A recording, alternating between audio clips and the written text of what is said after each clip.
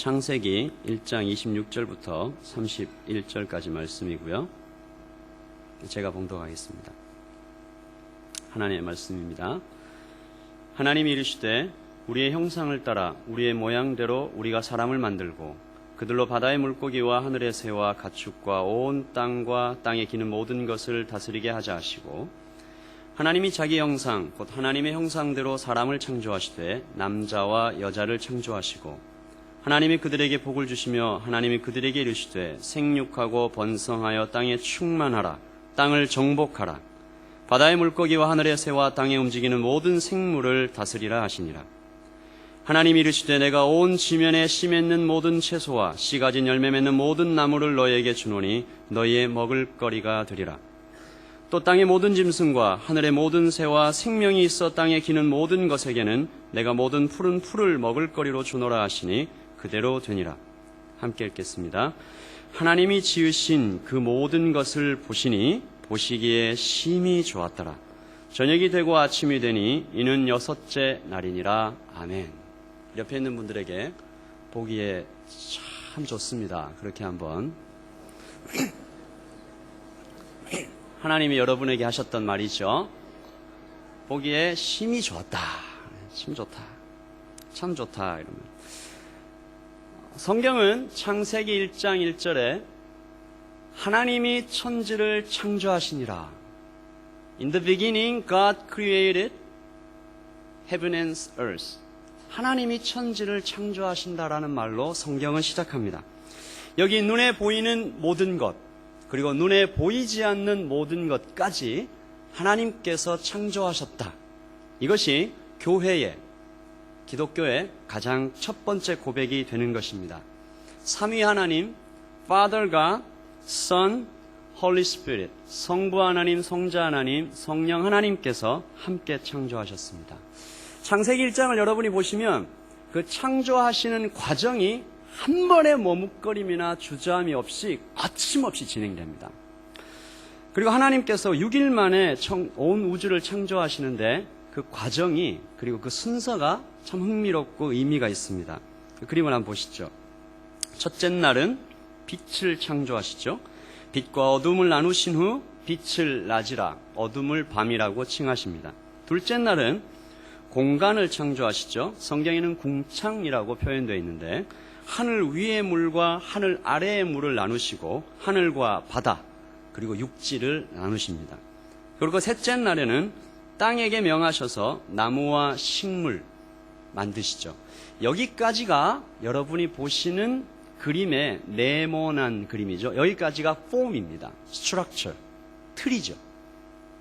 여기까지가 틀을 만드신 거예요. 새롭게 집을 지어놓은 것과 같다라는 얘기입니다. 그러므로 집 안에 들어갈 내용물은 아직 창조되지 않은 것이죠. 넷째 날입니다. 넷째 날부터는 이 폼 안에 넣을 컨텐츠들을 만드시는데요.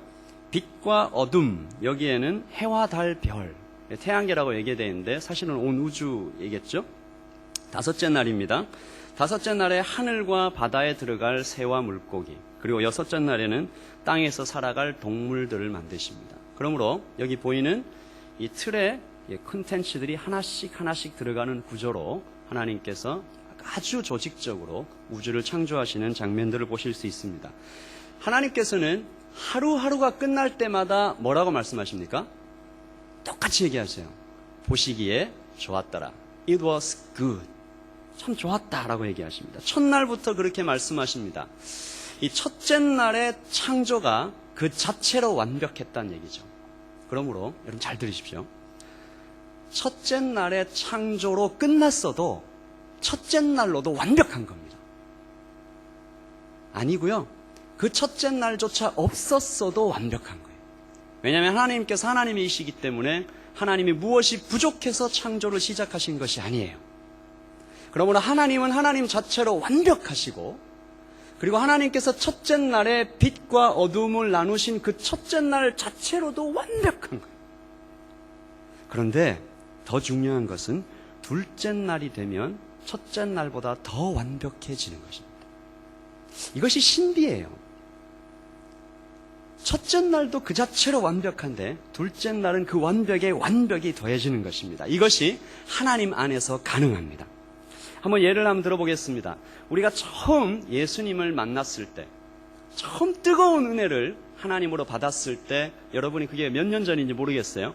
그걸 한번 10년 전이라고 생각해 보십시다. 그 10년 전에 만난 그 하나님은 그때 만난 하나님으로 완벽했습니다. 충만했어요. 내 가슴이 터질 것 같고, 야, 하나님 너무 좋으시다.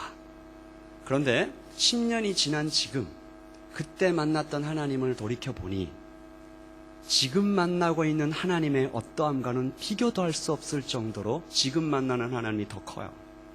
더 완벽해요. 더 풍성해요. 더 충만해요. 이것이 하나님만이 우리에게 주실 수 있는 완벽함이라는 것입니다.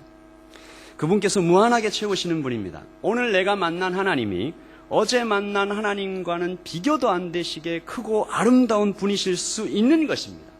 그래서 어제 하나님께서 완벽하신 분이셨으나 오늘 우리가 만나는 하나님께 우리가 이렇게 탄성을 지르며 감탄할 수 있는 거죠. 아, 내가 어제 하나님에 대해서 다 안다고 얘기했고 어제 만난 하나님이 전부인 줄 알았는데 내가 오늘 하나님을 만나보니 나는 하나님에 대해서 아무것도 몰랐구나. 나는 이제까지 하나님에 대해서 정말 아무것도 모르는 사람이었구나라는 고백을 할 수 있게 되는 것입니다. 그렇게 하나님의 창조가 진행되죠. 6일 동안 완벽함에 완벽함이 더해지는 그 6일이 계속 진행됩니다. 그래서 하나님께서 6일까지 다 하시고 나서 이렇게 말씀하시죠. 보시기에 좋았더라. 창세기 1장 25절입니다. 같이 읽어보죠. 시작. 하나님이 땅의 짐승을 그 종류대로, 가축을 그 종류대로, 땅에 기는 모든 것을 그 종류대로 만드시니 하나님이 보시기에 좋았더라. 아멘. 여기까지 하니까 6일 동안의 창조가 다 끝난 겁니다. 보통 6일간의 창조의 과정 가운데 보시기에 좋았더라라는 이 스테이트먼트가 나오면 창조가 끝이 나는 거예요. 그 다음 날로 넘어가는데 6일은 이상하게 여기에서 끝이 안 나요. 더 가요. 뭐가 더 남았지? 창조가 계속 이어집니다. 1장 26절에 오늘 보신 것처럼 하나님이 이르시되 우리의 형상을 따라 우리의 모양대로 우리가 사람을 만들고 하나님이 자기 형상 곧 하나님의 형상대로 사람을 창조하시되 남자와 여자를 창조하시고 다 끝난 줄 알았는데 무언가 하나가 더 남은 거예요. 그러므로 여기서 우리가 볼 수 있는 놀라운 감격은 이것이 창조의 진짜 목적이었습니다. 최종 목적이었습니다. 무엇이요? 사람을 창조하시는 것이 창조의 최종 목적이자 진짜 목적이자 모든 것이었습니다. 이것은 이렇게 표현할 수 있습니다. 3일 동안 집을 짓고 나머지 3일 동안 거기에 수도와 전기, 인터넷, 전화, 가구, TV, 냉장고, 컴퓨터를 사서 어울리게 다 배치하고 애완동물도 이렇게 구입해가지고 새집, 강아지집, 고양이집, 도룡뇽 이렇게 다 수족관 다 만드시고 그 다음에 그 사람한테 키를 딱 주시면서 뭐라고 얘기하십니까? 행복하게 살아라. 잘 살아라. 라고 말씀하고 싶어 하시는 것이 창조입니다. 그 집에 들어가 살며 누리며 사랑을 나눌 존재, 사람이 창조되는 것이죠. 그래서 하나님께서는 그 마지막 6일에 보시기에 좋았다라는 말을 한 번 더 하십니다. 하나님이 지으신 모든 것을 보시니 이번에는 그냥 좋았다라고 얘기하지 않으시고 보시기에 심히 좋았더라. It was very good 라고 얘기하시는 것입니다. 너무 좋았다. 최고의 감탄사를 터뜨리시며 말씀하신 그 탄성이 바로 저와 여러분을 창조하실 때 하나님이 하신 말씀입니다. 삼위 하나님의 형상과 모양을 따라 하나님을 가장 닮은 전 우주에 오직 하나밖에 없는 존재, 남자와 여자가 태어났습니다. 그리고 하나님께서는 친히 그들의 아버지가 되어주셨죠. 이것을 뭐라고 얘기합니까? 최초의 가정입니다. 가정. 하나님께서 아버지 되시고 아담과 하와가 자녀가 되며 그 아담과 하와로 인해서 또 태어날 그런 미래를 기다리는 완벽한 가정, 우주적인 가정이 온 우주에 선포된 것이죠. 그러므로 오늘 이 창조 과정을 다시 해석할 때 이 엄청난 우주의 창조는 한 거룩한 공동체, 가정을 세우기 위한 준비였다라고 말해도 큰 잘못은 아닐 것입니다. 그럼 우리의 질문이 생길 수 있겠죠. 하나님께서 그 키를 딱 주시면서 행복하게 살아라 라고 얘기했는데, 그러면 이 가정은 어떻게 행복하게 살 수 있는가? 어떻게 먹고 사는가? 어떻게 서로를 사랑할 수 있는가? 이 질문의 대답은 오직 하나입니다. 하나님 안에서, 그리스도 안에서, 엔 크리스토스, 인 크라이스트, 하나님 안에서만, 성령님 안에서만, 예수 그리스도 안에서만 이 가정은 완벽해질 수 있고 온전해질 수 있고 행복해질 수 있습니다. 그렇게 디자인하셨어요. 그렇게 만드셨어요. 하나님께서는 이 가정에게 온 우주를 맡기십니다. 하나님이 그들에게 복을 주시며 하나님이 그들에게 이르시되 생육하고 번성하여 땅에 충만하라. 같이 읽어봅시다. 시작. 땅을 정복하라. 바다의 물고기와 하늘의 새와 땅에 움직이는 모든 생물을 다스리라 하시니라. 이 가정에게 다 맡기시는 거죠. 이때 사용된 정복이라는 단어는 섬긴다라는 뜻입니다. 짓밟는 게 아니에요. 사랑으로 섬긴다라는 뜻입니다. 이게 다른 표현을 이렇게 얘기할 수 있어요. 사랑으로 정복한다. 사람이 할 수 없는 겁니다. 그래서 나중에 제가 예전에도 한번 여러분과 이 설교로서 같이 나눈 적이 있는데, 아담과 하와에게는 땅을 정복하라는 명령을 주세요. 근데 그 다음에 사람이 타락하고 나서 홍수가 있고 나서 다음에 시작되는 첫사람 노아에게는 이 명령을 주시지 않습니다. 땅을 정복하라는 명령은 거기서 빠져요. 이것이 타락한 인간에게는 감당할 수 없는 명령이었던 거죠. 하나님께서 아버지 되신 가정만이 할 수 있는 기적적인 정복, 온 우주는 기쁨으로 아담과 하와에게 순종하고, 아담과 하와는 그들 하나하나를 이름을 불러가며 함께 즐거워하는 관계, 우주는 이 관계 속에서 다시 한 번 더 완벽해졌습니다. 그러므로 가정은 단순한 것이 아니에요. 지난주 수요일 하종섭 전도사님께서 이런 표현을 쓰셨습니다. 가정은 사람을 만들어내는 공장과 같다. 그러니까 자동차 공장에서 불량 자동차를 만들어내면 이 흉기가 되는 거죠. 잘 가는데 막 갑자기 이렇게 좌회전을 했는데 우회전으로 확 가면서 이렇게 부딪힌다든가, 가정에서도 불량 사람을 만들어내면 걔가 이렇게 다니면서 흉기처럼 작동을 해요. 아시죠, 여러분? 옆에서 흉기 못 만나보셨어요? 그 근처에서? 여기 아까 이 친구, 이게 막 울면서 얘기하는 친구들이 그 불량 가정, 그렇죠. 불량 가정에서 만들어낸 불량 사람이 나오니까 이 세상이 이렇게 되는 거죠. 그렇습니다. 가정은 바로 하나님의 사람이 태어나는 곳이에요. 그 하나님의 사람이 세상을 섬길 때 세상은 그로 인해 기뻐하게 되는 것인데, 아담과 하와가 하나님을 떠나버렸습니다. 하와가 뱀의 꾀임에 빠져 선악과를 먹었을 때, 그리고 아담도 함께 선악과를 먹었을 때 온 우주가 함께 고통스러워하며 울게 되었던 것이죠. 하와가 먼저 먹었어요. 이것을 기억해 주시면 감사하겠습니다. 우리 자매님들, 유혹에 넘어가지 마시고, 그리고 유혹에 넘어갔을 때 또 형제들을 공범으로 끌어들이지 마시고, 형제들은 자매들이 유혹에 넘어갈 때 단호하게 이렇게 안 된다라고 얘기하시고 하면서 따라가지 말고, 첫째 날부터 여섯째 날까지의 완벽한 창조가 깨져버린 거예요. 빛과 어둠, 하늘과 바다, 땅과 식물, 태양과 달, 우주의 모든 별들, 하늘에 나는 새, 바다의 물고기, 땅에 사는 모든 동물들이 완벽한 조화 가운데 있었는데 그게 다 깨져버린 거예요. 최고의 완벽함 가운데 있었는데 그 동물들이, 온 우주의 피조물들이 이렇게 말했습니다. 이 사도 바울은 이것을 간파하고 이렇게 얘기하죠. 피조물이 다 이제까지 함께 탄식하며 함께 고통을 겪는 것을 우리가 아느니라.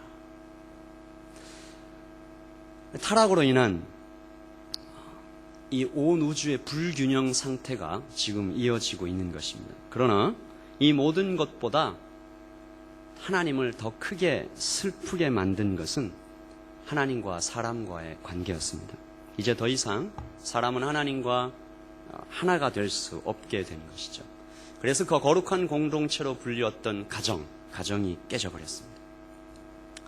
여러분 이상하게 생각할 수도 있습니다. 아담과 하와는 아직 결혼 상태였고 가정이 뭐 깨지긴 뭘 깨졌습니까? 라고 얘기하지만 하나님 보시기에 완전한 가정은 이미 깨졌어요. 남자와 여자가 결혼 관계를 유지하고 있다고만 해서 그 가정이 유지되고 있는 것입니까? 그렇지 않습니다. 특별히 성도들에게, 아니 성도가 아니라 할지라도 이 세상에 있는 모든 사람들에게 신을 두려워하는, 창조자를 두려워하는 마음이 없다면 그 가정은 이미 깨진 거예요. 특별히 성도들에게 이 가정의 주인, 나의 아버지, 나의 하나님은 오직 하나님이시다라는 그 고백이 그 가정 안에 없다면 그 가정은 이미 깨진 것입니다. 단지 그 결과가 천천히 나타났을 뿐 이미 치명적인 독은 그 가정의 온몸에 이미 퍼져버린 것이죠. 이 죽음이 온 우주를 덮습니다. 그래서 성경은 죄의 삭은 사망이다, 그렇게 말했습니다. 그래서 아담 이후로 온 모든 인류는 이 영원한 죽음을 피할 수 없게 되었고요. 사랑이 깨뜨려져 버린 우주, 이미 엎질러진 물, 죽은 지 나흘이나 되는 시체를 다시 살리시기 위해 예수님께서 십자가에 달리시고 부활하시기 전에는 이것이 도무지 회복할 기미가 보이지 않았던 것이지요. 사랑하는 청년 여러분, 그리고 여기에 함께 오신 모든 부모님들, 창조주 하나님께서 이 땅에 직접 세우신 공동체는 두 개밖에 없습니다. 하나는 가정이고 또 하나는 교회입니다. 가정과 교회인데요, 이 어떤 의미에서는 이 두 가지가 하나가 되어야 해요. 가정은 교회처럼, 교회는 가정처럼. 이렇게 얘기하니까 우리 아들이 별로 안 좋아하시던데, 왜 안 좋아하시는지는 나중에 직접 만나서 물어보세요. 가정 같은 교회, 교회 같은 가정, 이렇게 돼야 되는 거예요. 하나님을 아버지로 모시고 그리스도 안에서 성령 안에서 온전히 하나로 세워진 공동체, 가정. 가정 안으로 들어가면 아버지도 있고 어머니도 있고 아들도 있고 딸도 있어요. 각각 독특한 개성을 가지고 있고 각자 완벽해요. 아들은 아들로, 딸은 딸로, 아버지는 아버지로, 어머니는 어머니로 완벽해요. 아름다워요. 근데 하나예요. 그 가정이 다 모여있는 것을 밖에서 보면 그 가정은 하나예요. 이것이 신비로운 거예요. 이것이 제가 지난주에 함께 나누는 삼위일체의 신비함을 깨달은 성도들만이 경험할 수 있는 놀라운 관계입니다. 그런 가정이 모여있는 곳이 바로 교회입니다. 그래서 그런 가정들은 그 가정 안에서만 또 사이좋게 지내는 것이 아니라 다른 가정과 또 연합할 줄 알게 돼요. 그래서 한 교회를 밖에서 보면 또 하나예요. 이것이 신비로운 연합입니다. 여러분이 이제 목장을 이루어서 이렇게 청년 1부, 2부 각각 목장이 있는데 그 목장들이 이렇게 모여 있으면 그것이 또 하나가 되는 거죠. 밖에서 보면 오직 예수 그리스도만 보이게 되는 것입니다. 그러면 어떻게 우리가 이런 아름다운 가정을 세워나갈 수 있을까? 다 아름다운 가정을 세워나가고 싶죠. 여기에서 다 그렇게 꿈꿀 거예요. 나는 정말 나중에 어떤 이는 여기서 1년 후 손 들어보세요. 네, 몇 명 있고 2년 후, 3년 후, 5년 후, 10년 후에 나는 엉망진창인 가정을 이루리라, 뭐 이런 생각하는 사람 없잖아요. 그렇죠? 정말 아름다운, 행복한 그런 가정을 내가 이루고 싶다 라고 다 결심하죠. 그러나 현실은 다른 곳에 있습니다. 그런 내 안에 어떤 소원만 가지고 그런 아름다운 가정을 이룰 수는 없는 것 같아요. 왜냐하면 우리 모두가 그런 소원을 가지고 다 결혼을 하거든요. 어떤 사람이 결혼하는 그 순간에 아까 얘기했던 것처럼 나는 매일 싸우며 살아야지 이렇게 결심하는 사람은 없다고 봅니다. 결국 중요한 것은 내 안에서 그런 행복한 가정을 이루어 나갈 수 있는 힘이 있느냐? 성도들은 그 힘이 나에게 없다라고 고백하는 사람들입니다. 그래서 하나님이 힘을 주셔서 내가 이 가정을 행복하게 만들리라라고 얘기하면서 하나님을 내 아버지로 모시는 거죠. 우리는 창세기 2장에서 그 답을 좀 찾아보려고 합니다. 사실 2장은 사람의 창조 부분만 이렇게 따로 떼어내서 다시 이렇게 자세하게 설명하고 있는 장면들인데요. 하나님께서 아담을 깊이 잠들게 하십니다. 그리고 가셔서 이 외과 수술을 통해서 아담의 갈빗대 하나를 적출하시고 거기에다가 이렇게 좀 살을 붙여갖고 그 안에 하와를 만드시는 거죠.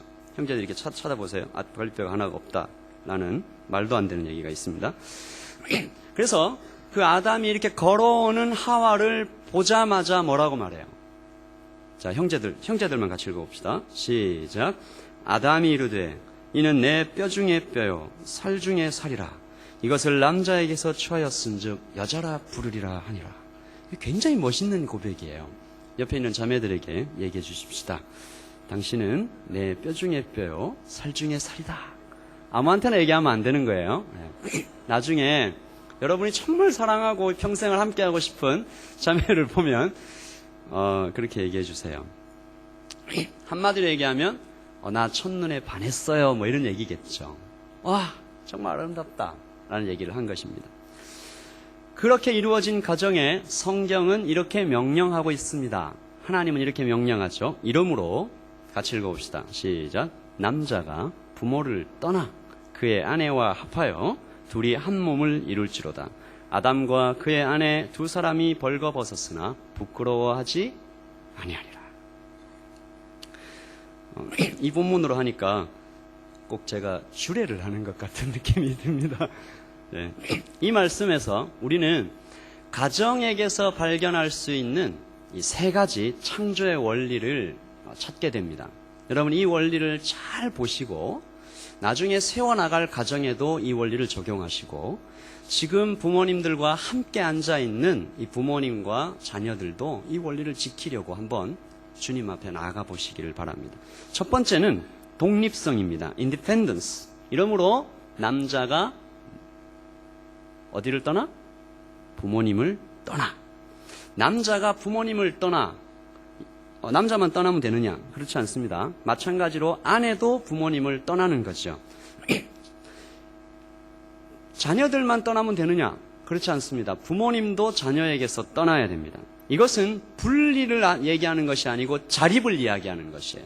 특별히 한국의 가정들이 이것이 참 잘 지켜지지 않는데 결혼을 하고 나서도 부모님에게 계속 손을 벌린다든가 아니면 결혼을 하고 나서도 부모님들이 자녀에게 계속 어떤 영향력을 이렇게 행사하려고 한다든가 그렇지 않습니다. 성경은 분명하게 얘기합니다. 이러므로 남자가 부모를 떠나. 여기 있는 모든 형제와 자매들은 결혼식 때 부모님한테 뭐 이렇게 사달라고 할 생각하지 마시고 다 자립해서 하시기 바랍니다. 이러면 부모님들이 아멘 하셔야 되는데 그러므로 자녀들이 스스로 일어설 수 있도록 도우셔야 되는 거죠. 그리고 부모님들 잘 들으십시오.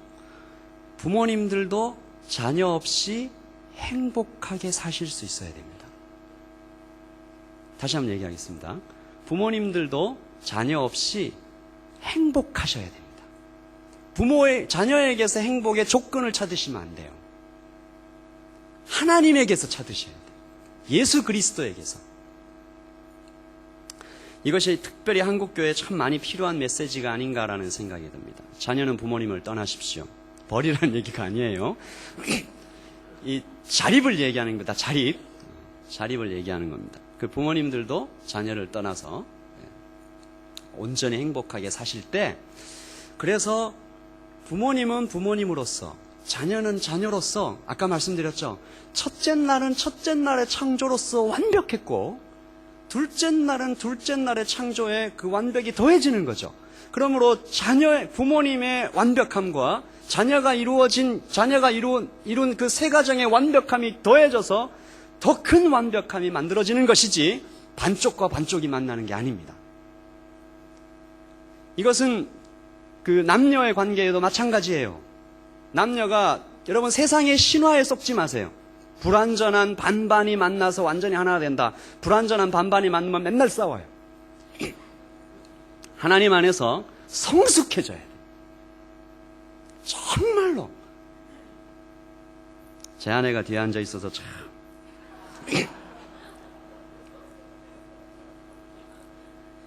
네, 저는 결혼하고 나서도 한참 동안 성숙하지 못했습니다. 죄송합니다. 네. 저를 따라하지 마시기 바랍니다. 여러분은 결혼하기 전에 성숙하십시오. 제발. 둘째입니다. 둘째는 연합과 하나됨이에요. 떠나기만 하면 되느냐? 아까 말씀드렸던 것처럼 그러므로 남자가 부모를 떠나 그 아내와 합하여 무엇을 이룰지라? 한 몸을 이룰지니라. 아내와 합하여 둘이 한 몸이 되라. 동등한 연합이에요. 그러니까 남자가 여자를 이렇게 확 흡수해버리는 게 아니고 동등한 연합이에요. 누가 누구에게 흡수 통합되는 것이 아니고, 이게 계속 말씀드리지만 이게 신비에 가까운 겁니다. 분명히 둘인데 하나가 되는 거예요. 하나님께서 하와를 만드실 때 하와에게 이렇게 이름을 지으셨습니다. 너는 돕는 배필이 되라. 이렇게 말씀하시죠. 여호와 하나님이 이르시되 사람이 혼자 사는 것이 좋지 못하니, 같이 읽읍시다. 내가 그를 위하여 돕는 배필을 지으리라 하시니라. 이것을 잘못 오해한 사람들이 많습니다. 아, 여자는 날 도와줘야 되는구나. 그럼 그렇지. 뭐 이런 생각을 하는 남자들이 많이 있었어요. 특별히 중세 많았고, 한국적인 이 문화 속에서는 또 그런 사람이 태어날 수 있을 것 같아요. 성경의 그 근거를 두어서. 이것은 성경을 너무 잘못 본 거예요. 여기서 말한 돕는 배필이라는 뜻의 이 히브리어는 에제르입니다. 영어로는 헬퍼로 번역해 놓았는데 히브리어 에제르는 이럴 때 사용됩니다. 같이 읽어보죠. 시편 63편 7절입니다. 시작. 주는 나의 도움이 되셨습니다. 내가 주의 날개 그늘에서 즐거이 부르리라. 에제르는 자신의 힘으로는 도저히 이룰 수 없는 그 무엇을 이룰 수 있도록 도와주는 도움, 바로 그것을 얘기하는 거예요. 남자로서는 도저히 이룰 수 없는 그 무엇을 돕기 위해서 여자를 돕는 배필로 주셨다라는 거죠. 젖먹이 어린아이에게 어머니의 품이 반드시 필요하죠. 그럴 때 사용되는 단어가 에제르입니다. 엘샤다이 하나님이라고 얘기할 때 사용되는 그 단어가 에제르예요. 그러므로 여성이 남성의 헬퍼로 창조되었다고 해서 남성 스스로 우쭐대고 있다면 이것은 성경을 크게 오해한 것입니다. 남성 여러분, 정신을 차리십시오. 우리가 스스로 구원받을 수 없는 존재이나 하나님께서 우리를 구원받을 수 있도록 돕는다라고 얘기할 때 에제르라는 단어를 쓰고, 시편에 수없이 나와 있는 주는 나의 도움이시라 라고 얘기할 때 쓰는 단어입니다. 남편은 아내를 사랑하는 거죠. 이렇게 말하는 것입니다. 당신은 내 뼈 중에 뼈요 살 중에 살이라. 여기 남편과 아내 이렇게 함께 나오신 분들은 많지 않은 것 같은데, 집에 가시면 우리 자녀들이 잘 얘기해 주세요. 아빠, 엄마한테 매일매일 사랑 고백을 하셔야 되는 거예요. 성경에 그렇게 나오더군요. 이렇게 얘기를 해 주셔야 되는 거고요. 아내는 남편에게 순종하며 순종함으로 이 에제르의 도움을 주시는 거예요. 이것이 어떻게 가능합니까? 한 명이 한 명을 순종하고 한 명이 한 명을 막 사랑하는데 어떻게 이것이 두 개가 하나가 되느냐? 이것은 예수님 안에서 가능합니다. 두 부부가 각각이 예수님을 향하여 가까이 나아갈 때 예수님 안에서 두 부부가 하나가 되는 거죠. 각자가 예수님을 깊이 사랑하면 그 사랑 안에서 하나가 되는 것입니다. 이런 가정을 통해 하나님의 사람이 태어납니다. 이런 가정을 통해 세상을 변화시킬 수 있는 사람이 태어나는 거예요. 여러분이 혹시 이런 가정에서 자라지 못했습니까?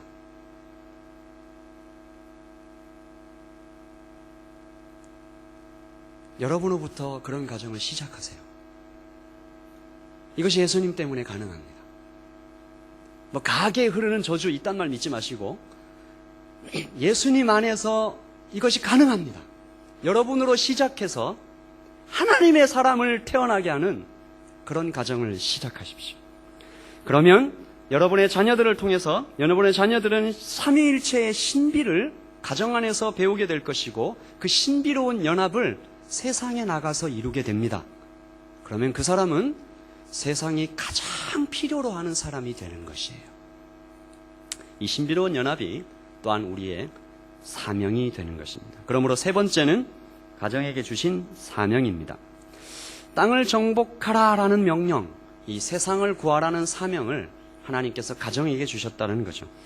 우리 1장 28절 말씀을 자세히 한번 살펴보십시다. 하나님이 누구에게 복을 주시냐? 그들, 복수입니다.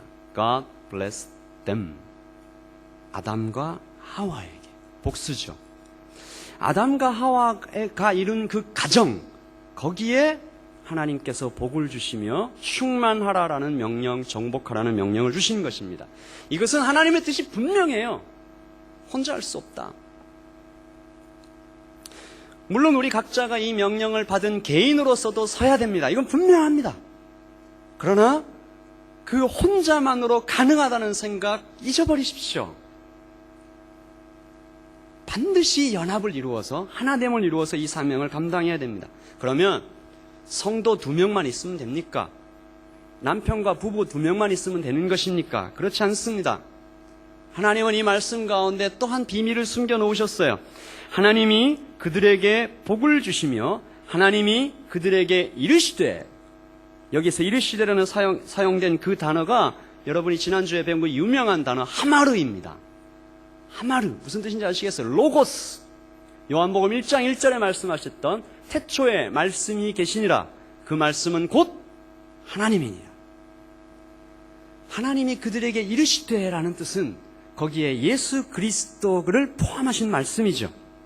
창조하실 때 10번이나 반복해서 사용된 말씀, 예수 그리스도. 그러므로 이 말씀을 종합하면 이것입니다. God blessed them and said to them. 하나님이 그들에게 복을 주시며 그들에게 이르시되, 너희 둘 연합해라. 너희 둘이 연합해야 이 명령을 수행할 수 있다. 세상을 변화시킬 수 있어. 세상을 구할 수 있어. 근데 내가 너와 함께 할게. 그들에게 하나님의 복을 주시고 또한 하나님 자신을 그들에게 주시는 것입니다. 하나님을 아버지로 모신 아담과 하와, 즉 온전한 가정만이 이 명령을 온전히 지킬 수 있는 거예요. 그러므로 지금도 이 가정이 먼저 회복되어야 합니다. 저는 제자훈련생들에게 이제 그 숙제를 냈어요. 숙제를 다 해왔는지 모르겠는데, 어머니 아버지한테 가서 사랑합니다 라는 말을 10번 하고, 어머니 아버지에게로부터도 사랑합니다 라는 말을 10번 듣고 와라, 이렇게 얘기를 했습니다. 잘 지켜왔는지 모르겠는데 표정들 보니까 안 지킨 사람도 한두 명 보여요. 네. 이것이 왜 그러냐? 하나님을 사랑하는 사람이 하나님을 사랑한다고 말하고 여러분이 다 예배에 나왔어요. 그리고 지금도 전 세계에 있는 수많은 교회가 하나님을 사랑한다라고 얘기하고 예배를 드립니다. 그런데 그 가정 안에서 회복이 없어요. 자녀는 아버지 어머님을 사랑하고 존경하지 않아요. 부모님은 자녀를 깊은 마음으로 사랑하고 품지 않아요. 물론 그런 부모님 어디 있겠습니까마는 관계가 깨졌다.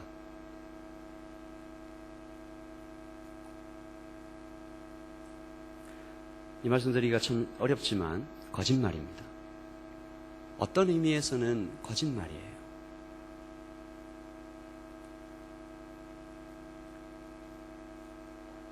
우리는 거짓된 말로 예배하는 거예요. 하나님 이렇게 얘기하셨죠. 주 너의 하나님을 사랑하라. 마음을 다하고 사랑해라. 목숨을 다해서 사랑해라. 뜻을 다해서 사랑해라. 둘째는 이와 같으니, 하나님을 사랑하면 반드시 내 이웃을 사랑하게 된다. 내 이웃을 사랑해라. 이웃 중에 가장 가까운 이웃이 누구예요? 가족이에요. 그러므로 이 두 개의 명령은 두 개가 아니에요. 하나님을 사랑하는데, 나 하나님 너무 사랑하는데 이웃은 사랑 못하겠어요, 주님. 이것도 있을 수가 없는 말이에요. 하나님을 사랑하면 반드시 이웃을 사랑하게 됩니다. 이것은 나에게 무수한 찔림과 고통과 미칠 것 같은 고난으로 찾아오겠죠. 내가 정말로 하나님을 사랑하면 내가 부모님을 사랑하지 않는 것이, 내 이웃을 사랑하지 않는 것이 나에게 심각한 고난으로 오겠죠. 이것이 만약 내 마음에 잠을 이루지 못한 고통으로 찾아오지 않는다면, 내가 부모님을 사랑하지 않고 이웃을 사랑하지 않으면서도 예배에 나와서 즐겁게 찬양할 수 있고 예배할 수 있다면 그 사람은 속고 있는 것입니다. 그 사람은 거짓말하고 있는 것이고, 그 사람은 정말 불쌍한 사람입니다. 그러므로 그런 반쪽짜리, 그런 온전치 못한 그 무엇으로 교회는 세상을 변화시킬 수 있을까요? 말이 안 되는 거죠. 그래서 우리는 교회가 힘을 잃은 이유를 우리는 여기서도 발견하는 것입니다. 교회가 세상에게 짓밟히는 이유가 우리는 여기서도 발견하게 되는 거예요. 하나님께서 내 부모를 공경하라라는 명령을 주실 때 이렇게 명령하지 않으셨습니다. 얘야, 너희 부모님이 인격이 훌륭하시고 너한테 참 나이스하게 하시고, 그리고 이제 얼굴이 이렇게 원빈이나 아니면 뭐 이렇게 좀 생기시면 사랑해라, 이렇게 얘기하지 않으셨어요. 이것은 권유나 어떤 서제스천으로 주어진 것이 아닙니다. 이것은 명령으로 주어졌어요. 혼자 하는 것이 아니구나. 내 가정에 이렇게 깊고 놀라운 의미가 있었구나. 우리 가족이 하나 될 뿐 아니라 말씀이신 예수 그리스도 안에서 하나가 되어야 되는구나. 그분을 우리 가정의 주인으로 모시고 인정하고 모실 때 완전한 하나됨을 이루며 세상에 선한 영향력을 끼칠 수 있구나. 여러분, 이것을 발견하시기 바랍니다. 말씀을 마치며 장차 이 아름다운 가정을 꿈꾸시는 여러분에게 밝고 환하고 크고 위대한 꿈을 꾸십시오. 아름다운 가정을 이루세요. 하나님을 아버지로 모시고 서로를 목숨처럼 사랑하는 그런 가정을 꿈꾸시기를 바랍니다. 그래서 여러분의 자녀들이 여러분의 가정 안에서 말로 할 수 없는 평안함을 느낄 수 있도록, 말로 할 수 없는 그 자유함, 그것을 누릴 수 있도록 여러분 그렇게 꿈을 꾸십시오.